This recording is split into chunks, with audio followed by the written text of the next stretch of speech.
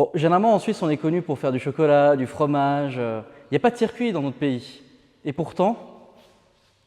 Oui, non, en fait, on n'était pas censé tester le camion, hein. Salut, c'est les amis, j'espère que vous allez bien. Aujourd'hui, on se retrouve pour écoutez, présenter des Formule 3. On n'est pas tout seul, on est accompagné aujourd'hui. Comment tu vas?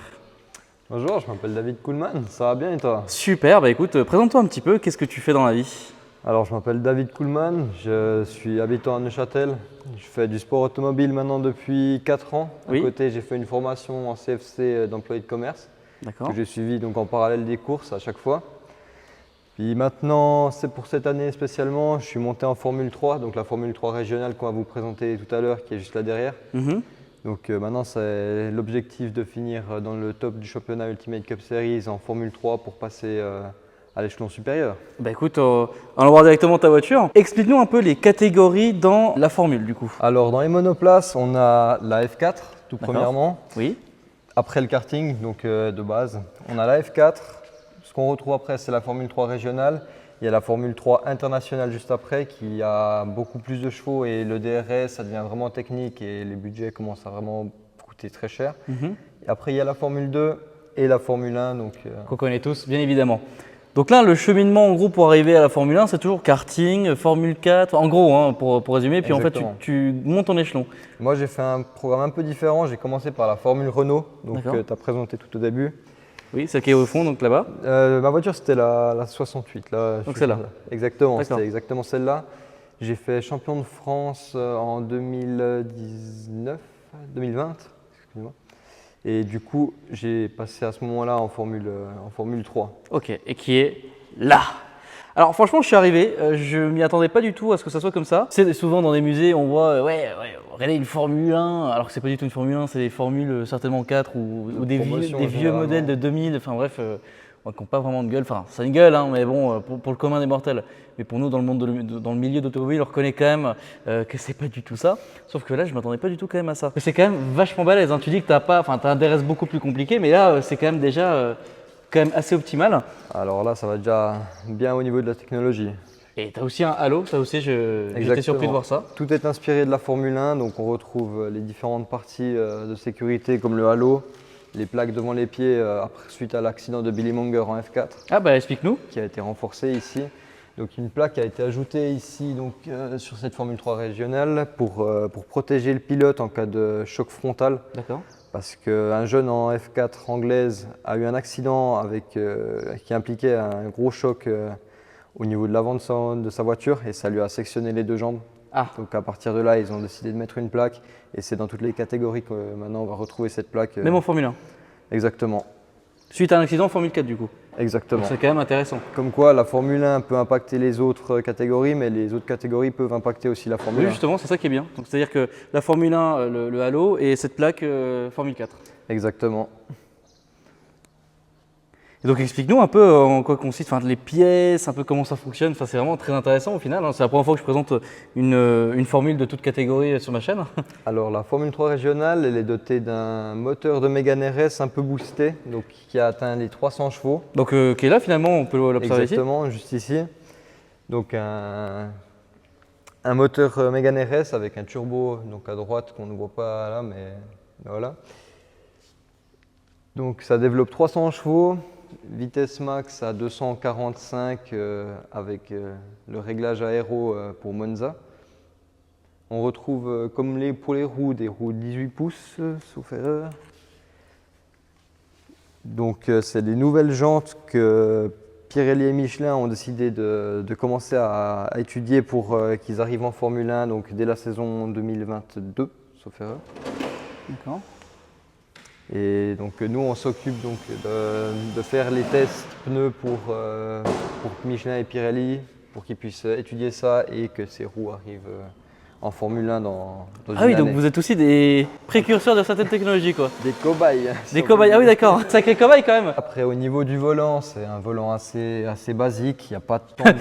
Ok d'accord, donc c'est assez basique. Regardez la gueule hein. C'est pas une voiture de tourisme, c'est clair, mais on retrouve seulement les principaux boutons qu'on a besoin pour la démarrer et rouler normalement. Explique-nous un petit peu les principes hein, du coup.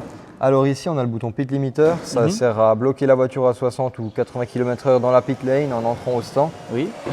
Ici, c'est pour vider le réservoir d'essence. C'est un D'accord. bouton qu'on utilise, c'est juste pour, plus pour les mécanos que moi parce que je ne le ferai pas en course. Le bouton Rain pour activer donc, le petit voyant lumineux derrière qui va clignoter, donc juste ici. Donc celui-ci, c'est ça? Ouais, en cas de pluie, comme ça, les gens ils peuvent voir une lumière bien lumineuse, bien flashy, au lieu de rentrer dans le véhicule qui est devant. Oui, forcément, c'est vrai que c'est mieux. Toujours mieux. Mais attends, mais quand tu évacues le fuel, tu peux le faire sur la piste? Non, C'est un petit peu un bonus, tu vois, si tu veux, le mec il est derrière toi, il te colle, Non, alors, il faut brancher un câble. Ah oui, Et d'accord. après, c'est toute une. Ah oui, c'est pas t'appuies sans faire exprès dessus et puis ça en fout Non. partout sur la piste. Ouais, encore heureux, justement.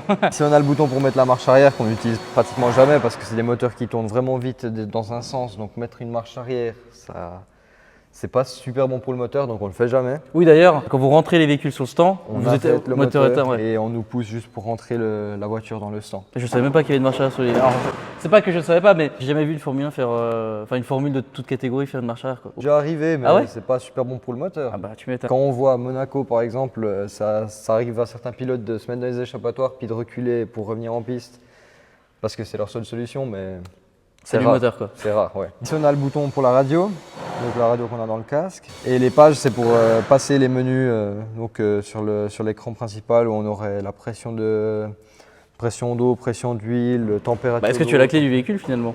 D'ailleurs, ça fonctionne comment? Je demande quand même. Alors ça marche comme ça.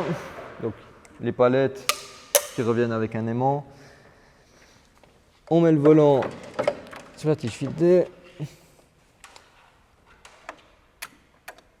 Et là on peut voir le volant qui s'allume. D'accord, donc c'est un simple switch. Donc, Exactement, juste ici, à côté de l'extincteur.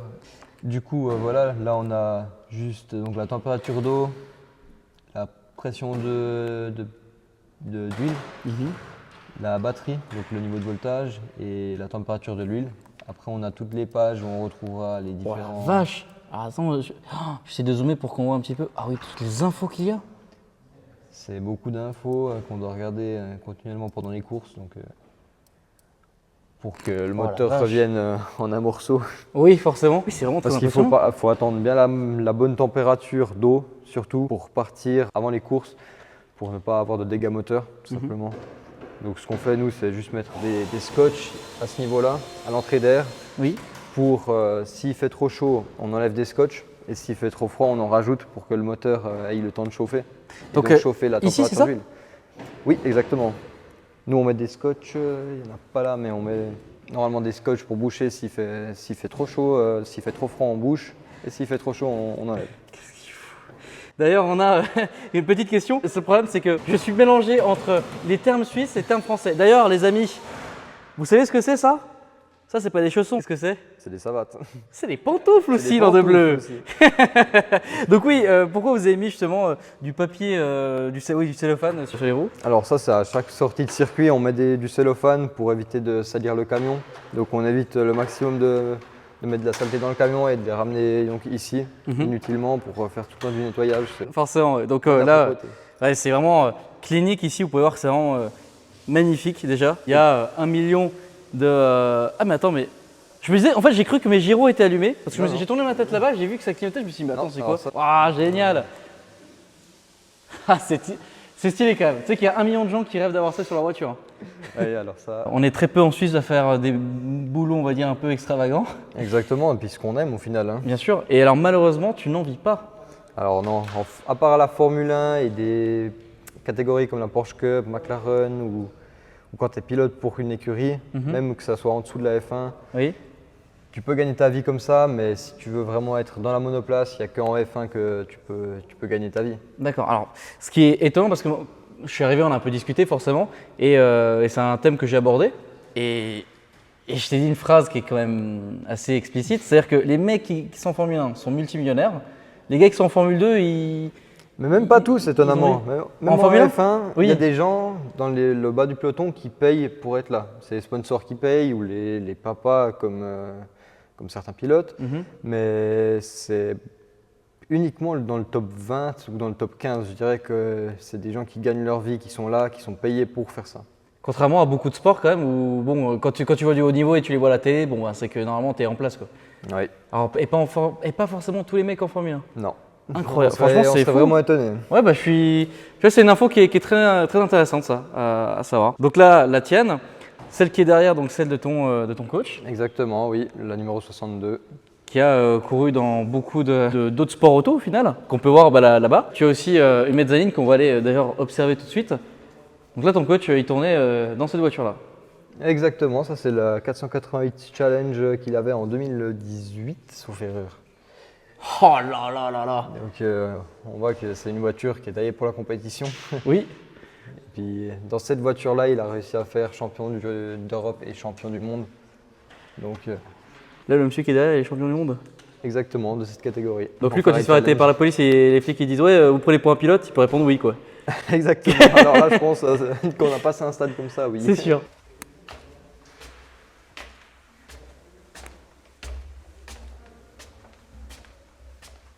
Donc avec tous ses anciens casques.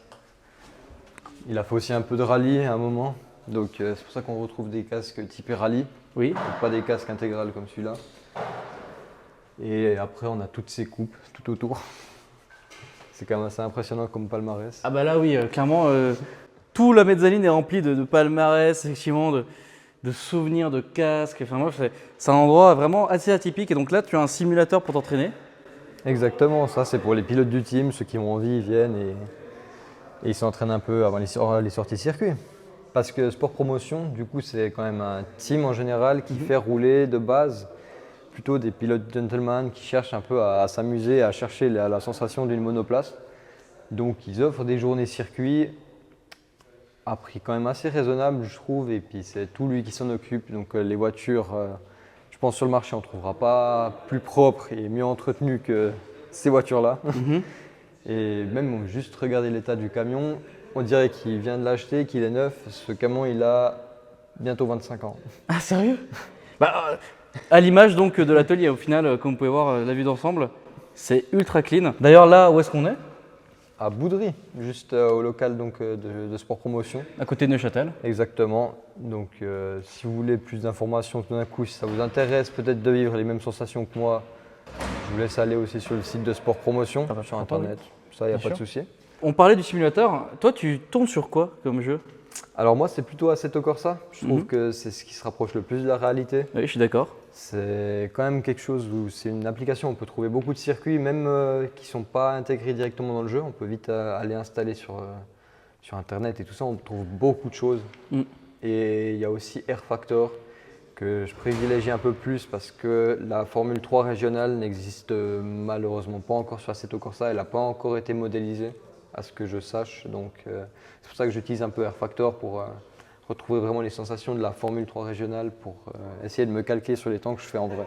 Oui, et Air Factor, qui est très reconnu comme étant un très bon simulateur. Oui. Et donc là encore des coupes. Et alors là, une pièce impressionnante, un volant de Formule 1. Donc un volant Ferrari d'un pilote de 2012. Ah, les infos. J'ai vu une vidéo sur YouTube. Ouais, ça change. Alors j'ai pas le nom de la chaîne, je me rappelle plus, mais j'avais vu une vidéo très intéressante d'un YouTuber qui expliquait en fait toutes les commandes du volant, et c'est très intéressant d'ailleurs. Et enfin changer le différentiel en pleine course, C'est toutes des manœuvres qui s'entraînent, donc les pilotes de Formule 1 s'entraînent sur simulateur justement. Ok. Ils doivent même pas avoir besoin de regarder le volant pour faire différents changements moteur, aéro ou quoi que ce soit. Ils doivent être capables de le faire instinctivement. Donc c'est pour ça que chaque pilote peut choisir l'emplacement de ses boutons sur un volant de Formule 1. Donc même les palettes derrière, si tu regardes Hamilton, il a une palette en plus que tous les pilotes n'ont pas. D'accord.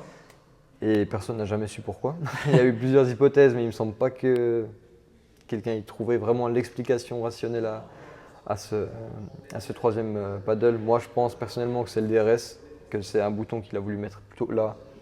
Mais c'est qu'une supposition. Mettez vos suppositions aussi dans les commentaires, les amis. Donc là encore quelques décos, une belle table de réunion. Enfin, sérieux, on a envie de s'y poser le soir, tu vois, d'être tranquille, d'être là, petit siège Ferrari, se boire un cognac Ferrari. Ça n'existe pas, mais bon, on va en inventer un, t'inquiète pas. Bon, alors franchement, je me suis posé aussi une question. Comment tu fais pour te mettre dans la voiture? Alors c'est assez simple. Il faut être assez fin, mais c'est assez simple. Alors ce qu'on fait, c'est enlever le volant. Donc on le met sur le côté. On évite de se prendre les ceintures dans le dos. Déjà, il faut être souple. Donc déjà, j'ai perdu un point, je peux même pas me faire. Tac. Après, c'est tout sur les bras. Et voilà, après il n'y a plus qu'à prendre le volant. La position, non, mais c'est impressionnant comment t'es dedans. Tu t'y sens bien? Bah, il faut, hein. C'est un siège moulé à mon corps, donc si je me sens pas bien là-dedans, C'est sûr. c'est qu'il y a un problème. Donc là aujourd'hui on est début juillet. Exactement. Là tu pars où là? Alors, à cette heure, jeudi prochain, je serai donc au Castellet pour Incroyable. l'avant-dernière manche du championnat Ultimate Cup Series que je dispute cette année. Ok, bah écoute, j'essaie de me mettre à ta hauteur, c'est pas facile. Et c'est vraiment au niveau des genoux en fait. Voilà, c'est terrible. Bah, je te souhaite toute bonne chance. Un grand merci. Et puis on peut suivre la course quelque part? Alors, sur le YouTube de l'Ultimate Cup Series, D'accord. qu'on peut mettre en description si Ouais, tu veux. avec plaisir. Voilà, et il y a toutes les courses qui sont donc diffusées en live et on peut suivre sur internet les résultats du championnat. Magnifique, bah écoute, je te souhaite toute bonne chance. Merci Et beaucoup. puis je te dis à une prochaine. Bonne suite. Yes. Bon, et puis pour ceux qui se demandaient avec quoi il roulait.